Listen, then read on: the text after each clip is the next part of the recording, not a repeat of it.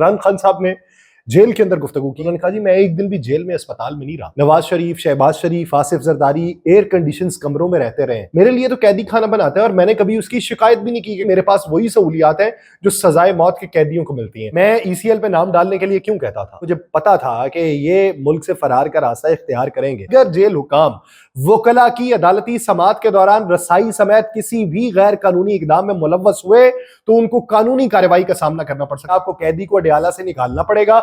जिस जगह को हम मुख्तस करेंगे, जिस अदालत को मुख्तस करेंगे, वहां पे उस कैदी को लाना पड़ेगा। ख्वाजा आसिफ साहब की बातों के ऊपर शेख रुहैल असगर साहब ने कहा कोई असले की बातें करें, ये कौन सी बातें करने लगे हुए हैं? वजीर दिफा ख्वाजा आसिफ साहब ने कहा कि इमरान खान जेल के अंदर दुनिया का महफूज तरीन मोबाइल फोन इस्तेमाल करते हैं। मौलाना को आज किसी ने ठंडा करने की भी कोशिश नहीं की, स्पीकर भी वो टोक नहीं पाए। उन्होंने कहा जी आज सियासी लोगों की अहमियत खत्म होती जा रही है। उन्होंने कहा जी कि एक इदारे के पास ये इख्तियार है कि वो खुद फैसला कर सके, हम जो है हम प्रॉक्सी जंग लड़ रहे हैं। उन्होंने कहा जी हालात यहां तक चले गए हैं कि बलोचिस्तान में कौमी तराना नहीं पढ़ा जा सकता। दहशतगर्दों का हमारे मुल्क के अंदर 2.5 दर्जन चौकियां क्रॉस करने का जिम्मेदार कौन है? मुल्क में बेरोजगारी बढ़ चुकी है, महंगाई का तूफान है। आज पार्लियामेंट और मेंबरान का पॉलिसीज में कोई किरदार नहीं। आप सब पर सलामती हो, मैं यासिर रशीद हूं और आप मेरा वीलॉग देख रहे हैं। नाज़रीन, आज के दिन देखा जाए तो जिस हद तक सियासत के अंदर हलचल मची हुई है, बहुत सारे लोगों को लगता है सकूत तारी है, लेकिन ये सकूत जो है एक दिन बड़े तूफान का पेश खैमा साबित होगा। इमरान खान साहब ने जेल के अंदर गुफ्तगू की। ये सारे जो गुफ्तगू कर रहे थे कि उनको ये आसाइशें हैं, उन्होंने कहा जी मैं एक दिन भी जेल में अस्पताल में नहीं रहा।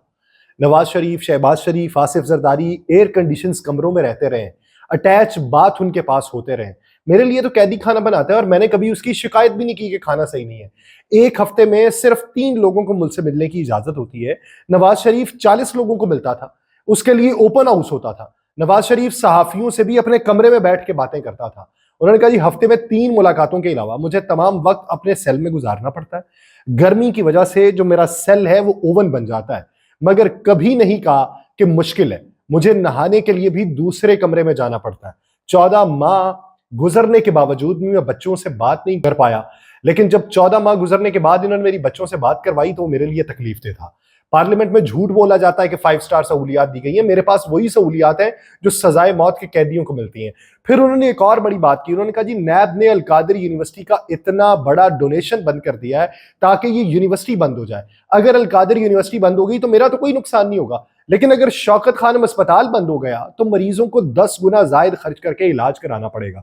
अब ये उन्होंने रिबर्टल दिया उन लोगों को कि जो लोग कहते थे सहूलियात मिलती हैं, जो लोग कहते थे कि उसके सेल के अंदर जाके देखो आपको बहुत सी चीजें मिल जाएंगी, जो लोग ये कहते थे कि उनसे मिलने के लिए लोगों का तांता बंदा रहता है, जो लोग कहते हैं कि मिलने के लिए इजाजतनामे की भी जरूरत नहीं पड़ती, लोग बिला तातुल जाके मिल लेते हैं, जो लोग ये कहते थे कि उनके खाने के ऊपर इतना खर्चा आ रहा है, जो लोग ये कहते थे कि 5 स्टार से उनका नाश्ता जाता है, जो लोग कहते थे इतनी सहूलियात तो हमें नहीं कभी मिली हुई, उन लोगों को जवाब उन्होंने दिया। और एक तरह से उन्होंने ये भी कहा है कि मैं तो ओवन के अंदर बैठा होता हूं, तो ये एयर कंडीशंस कमरों में बैठे होते थे, लेकिन मैं उस गर्मी का मैंने कतई तौर पे कभी भी ये एतराज ही नहीं उठाया, मैंने वावेला ही नहीं मचाया कि मुझे किस जगह पे बिठाया हुआ है। ये जो मर्जी करते रहे, मेरा इससे कोई लेना देना नहीं, लेकिन ये अपनी अदाओं के ऊपर गौर करें कि ये कर क्या रहे हैं। फिर उन्होंने ये बात भी की कि मैं ईसीएल पे नाम डालने के लिए क्यों कहता था। ईसीएल पे नाम डालने की मुझे पता था कि ये मुल्क से फरार का रास्ता इख्तियार करेंगे। फिर उन्होंने इनके इत्तेहादियों के बारे में बात की कि वो देखें जी जिन्होंने इनके साथ मिलकर हुकूमत गिराई थी वो अब खुद इनका साथ छोड़ के जा रहे हैं, वो इनको मुंह नहीं लगाना चाहते, वो इनके साथ जितनी बातें कर चुके हैं या जितने वादे वहीद हो चुके हैं अब ये उसकी नफी कर रहे हैं, तो फिर इनके पास बचेगा क्या। इस सारी सूरत हाल में उन्होंने जो सारा कुछ मीडिया नुमाइंदगान को बताया उससे हुकूमत ने रिबर्टल के तौर पे अभी तक कोई प्रेस कॉन्फ्रेंस की, मेरे लिए अचंभे की बात है। लेकिन साबिक वज़ीर आज़म इमरान खान साहब के साथ एक और वाकया रूनमा हुआ है। उनके वकला की तरफ से दौरान समाअत हाजिरी से रोके जाने और वकला को अपने फराइज की अदायगी से रोके जाने की दरखास्त जो थी वो जमा करवाई गई इस्लामाबाद हाई कोर्ट में। उन्होंने समाअत के लिए मंजूर कर लिया। साथ ही सुप्रिंटेंडेंट जेल और डिप्टी सुप्रिंटेंडेंट ताहिर शाह को जाती तौर पर तलब कर लिया। अदालत ने सख्त नोटिस लिया है। अदालत ने जेल हुकाम को इल्जामात का जवाब देने की हिदायत करते हुए ये हुक्म दिया है कि अगर जेल हुकाम वकला की अदालती समाअत के दौरान रसाई समेत किसी भी गैर कानूनी इकदाम में मुलव्वस हुए तो उनको कानूनी कार्रवाई का सामना करना पड़ सकता है। मालूम ये पड़ा कि वो समाअत में गए तो उन्हें अंदर ही नहीं जाने दिया गया। अदालत ने आईनो कानून के मुताबिक शफाफ अदालती कार्रवाई को मुमकिन न बनाने और इमरान खान के आईनी हुकूक की अदम फराहमी की सूरत में यह कहा है कि जेल में जो कार्रवाई जारी है उसको फिर इस्लामाबाद हाई कोर्ट के जेर कंट्रोल इलाके में मुंतकिल हम कर देंगे। ये बात आप ज़हन में रखें, फिर वो रावलपिंडी में नहीं होगी, फिर वो इस्लामाबाद के अंदर होगी। अदालत ने फैसल चौधरी और एडवोकेट नईम हैदर पंजोथा था, उनकी अदम मौजूदगी में जब उन्हें अंदर नहीं जाने दिया गया तो रिकॉर्ड किए गए शवाहिद को गैर कानूनी करार दे दिया है, यानी उन्हें हज़फ कर दिया और हुक्म दिया है कि ऐसे किसी भी सबूत की कोई कानूनी हैसियत नहीं होगी जो उनके वकला की गैर मौजूदगी में आपने कलमबंद किए होंगे।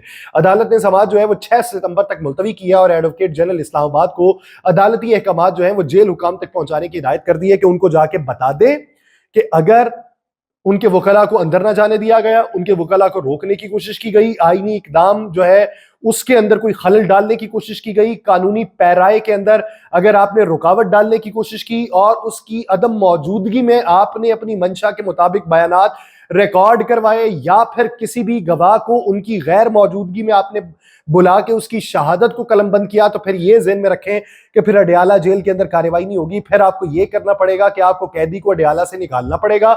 जिस जगह को हम मुख्तस करेंगे, जिस अदालत को मुख्तस करेंगे, वहां पे उस कैदी को लाना पड़ेगा। फिर वो जो प्रोटोकॉल है वो फिर आपके जिम्मे होगा, ये आप ज़हन में रख लें। जज भी तब्दील हो जाएगा। ये सारा कुछ जो उनकी तरफ से इस्लामाबाद हाई कोर्ट की तरफ से कहा गया है सुप्रिटेंडेंट जेल को, सुप्रिटेंडेंट जेल ने बाकी उसके जवाबात जमा करवाने हैं और साथ ही साथ ये सहूलियात के हवाले से भी बात होगी कि सहूलियात के हवाले से बातें क्या चल रही थी, किस पैराए के अंदर उनको कौन सी सहूलियात मुयस्सर थी और हुकूमत जो है वो क्लेम क्या कर रही है कि सहूलियात उनके पास क्या है। लेकिन ख्वाजा आसिफ साहब ने कुछ बातें की हैं। ख्वाजा आसिफ साहब की बातों के ऊपर शेख रुहैल असगर साहब ने कहा वजीर दिफा है, कोई बमों की बातें करें, कोई मिसाइलों की बातें करें, कोई दिफा की बातें करें, कोई सिक्योरिटी की बातें करें, कोई असले की बातें करें, ये कौन सी बातें करने लगे हुए हैं। वजीर दिफा ख्वाजा आसिफ साहब ने कहा कि इमरान खान जेल के अंदर दुनिया का महफूज तरीन मोबाइल फोन इस्तेमाल करते हैं। उन्होंने ये बात की कि इमरान खान और जनरल फैज अमीद का जो मामला है ये ज्यादा अरसा मुअल्लक नहीं रहेगा, ये तय पा जाएगा कि किसने क्या किया था, इनके रवाबित क्या थे, इन्होंने इसके अंदर कौन कौन से अवामिल कार फरमा किए। उन्होंने कहा चंद हफ्तों या दिनों के अंदर ये मामला जो है ये हतमी शक्ल इख्तियार कर जाएंगे। फिर उन्होंने कहा जी मैं खुद भी जेल के अंदर रहा हूं, वहां इंसान अकेला होता है, लेकिन इमरान खान जेल में इतने अकेले नहीं है, वो सारा दिन मीडिया से गुफ्तगू करते हैं। पुराना मोबाइल फोन नोकिया 3300 भी वो इस्तेमाल करते हैं जो दुनिया का महफूज तरीन फोन समझा जाता है। हमें तो जेल में गुफ्तगू के लिए कोई नहीं मिलता था, मुशक्कती से ही बात करते थे। तो सवाल ये पैदा होता है कि अगर वो फोन जेल के अंदर इस्तेमाल करते हैं, आपको इल्म है, आपकी टेरिटरी के अंदर है, आपकी मंशा वहां पे चलती है, आपके तमाम उसूल वहां पे चलते हैं, एसओपीज आप तय करते हैं, हुकूमत पंजाब के अंदर आपकी है और पंजाब की हुकूमत होते हुए भी अगर इस तरह की सहूलियात उन्हें मुयस्सर है जो जेल के एसओपी के मुताबिक नहीं है, क्योंकि सुप्रिटेंडेंट जेल ने जो कुछ दिनों पहले प्रेस कॉन्फ्रेंस की थी उसमें तो उन्होंने ये इकरार किया था, एतराफ किया था कि उनको जितनी सहूलियात दी गई हैं वो जेल की एसओपी के मुताबिक दी गई हैं।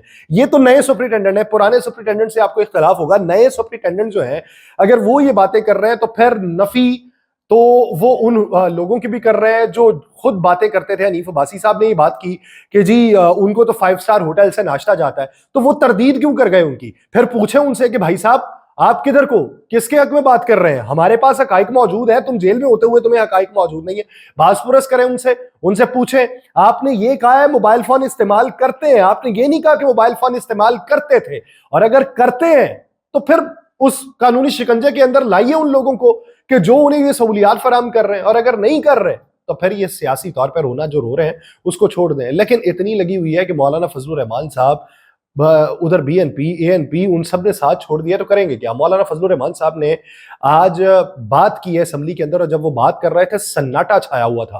उन्होंने कहा जी बलूचिस्तान और केपी में हुकूमत की रट खत्म हो चुकी है, रॉकेट लॉन्चर्स और हर तरह के जदीद असले से मुसल्लह जत्थे भत्ते ले रहे हैं। बलूचिस्तान में एक ही दिन में कई बड़े हमले हुए हैं। उन्होंने कहा जी ऐवान इस सूरत हाल के ऊपर गौर नहीं करेगा तो फिर कौन गौर करेगा, ये हमें बता दें।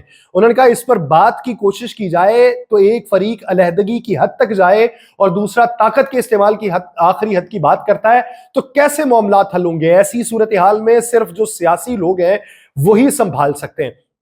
मौलाना को आज किसी ने ठंडा करने की भी कोशिश नहीं की, स्पीकर भी वो टोक नहीं पाए। उन्होंने कहा जी आज सियासी लोगों की अहमियत खत्म होती जा रही है।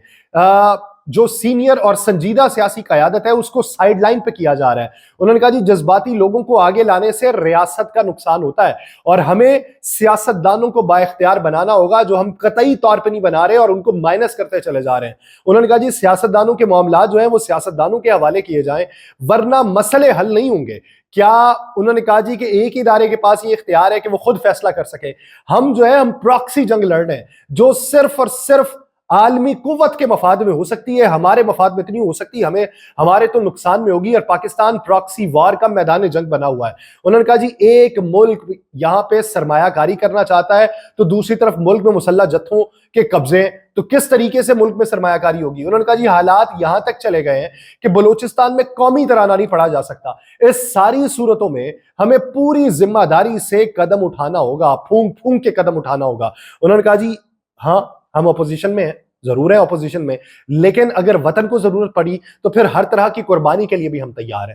پھر انہوں نے کچے کے ڈاکوؤں کا بھی ذکر کیا. انہوں نے کہا جی کچے کے ڈاکو جو ہیں وہ ریاست کے رٹ کو چیلنج کیے ہوئے ہیں, پارلیمنٹ اس صورتحال میں آگے بڑھے, وہ اپنے قدم کو روکے نہ, آگے بڑھے اور اس پہ اپنا کردار ادا کرے. انہوں نے کہا جی بلوچستان اور خیبر پختونخوا میں صورتحال کو واپس لایا جا سکتا ہے. طاقت کے استعمال کی باتوں سے حالات بگڑتے ہیں, جب ریاست ناکام ہو جاتی ہے تو وہاں ہم جاتے ہیں اور حالات کنٹرول ہو جاتے ہیں. اب مولانا صاحب سے یہ پوچھیں جو یہ کہتے تھے کہ مفاہمت کس نے اپنائی تھی, مذاکرات کس نے کیے تھے, ٹیبل ٹاک کس نے کی تھی, انہوں نے ہمیں پھنسایا. مولانا یہ باتیں کر رہے ہیں, پھر پوچھ لیں مولانا سے بھی سوال پوچھ لیں. مولانا نے کہا جاتا ہے افغانستان دہشت گرد سے آتے ہیں, لیکن دہشت گردوں کا ہمارے ملک کے اندر 2.5 درجن چوکیاں کراس کرنے کا ذمہ دار کون ہے؟ حکومت کی ذمہ داری ہے کہ ہر والدہ کو یہ بتایا جائے کہ اس کا گمشدہ بچہ کدھر ہے. پھر یہ گمشدہ بچوں کے معاملے کے اوپر تو بہت ساری جگہوں پہ اختلاف بھی پایا جاتا ہے کہ جو پہلے گمشدہ تھے پھر بعد میں وہ کدھر سے نکلتے ہیں. آرمی پبلک سکول پہ حملے کے لیے انہوں نے کہا جی کہ ایک ایسے صلیبی کو پھانسی دی گئی جسے واقعے سے 1 سال پہلے پکڑا گیا تھا. انہوں نے کہا جی میں چاہتا ہوں کہ عوام فوج کے اوپر اعتماد کرے, لیکن اس کا موقع ضائع کیا جا رہا ہے اور ملک میں بے روزگاری بڑھ چکی ہے, مہنگائی کا طوفان ہے. آج پارلیمنٹ اور ممبران کا پالیسیز میں کوئی کردار نہیں ہے, اور اختر مینگل نے جس احساس کے تحت استعفیٰ دیا ہے وہ احساس یہاں بہت ساری پارٹیز کا ہے. اقتدار میں لائے گئے لوگوں کا اس کے علاوہ کوئی کام نہیں ہے کہ جب ان کے آقا چاہیں یہ ان کے لیے قانون سازی کریں. یہ انہوں نے تمانچہ مارا پاکستان مسلم لیگ نون کے اوپر, پاکستان پیپلز پارٹی کے اوپر, ایم کیو ایم کے اوپر, حکومت کی اتحادی جماعتوں کے اوپر. انہوں نے کہا جی پاکستان ایک نظریاتی ملک ہے اور نظریے کی بنا پر مخالفت ہوگی, سیاسی طور پر انتشار کا شکار ہے, اور مجھے یہ یقین ہے کہ مشکل وقت پر قابو پائیں گے, پاکستانی دشمن کی سازشوں کو سمجھیں گے اور پھر ہم آگے بڑھیں گے. اب یہ جو پرانے اتحادی باتیں کر رہے ہیں اسی پہ ہی غور کر لیں, نکل آئیں سیاست سے نکل کے ملک کی یکجہتی کے لیے, ملک کو فروغ دینے کے لیے, معیشت کے استحکام کے لیے, سیاسی قوتوں کے استحکام کے لیے, دفاع کے نظام کے لیے سب اکٹھے ہو جائیں. چھوڑ دیں قدورت ہے لیکن ترجیحات کچھ اور دکھائی دیتی. مجھے دیجیے اجازت, اللہ نے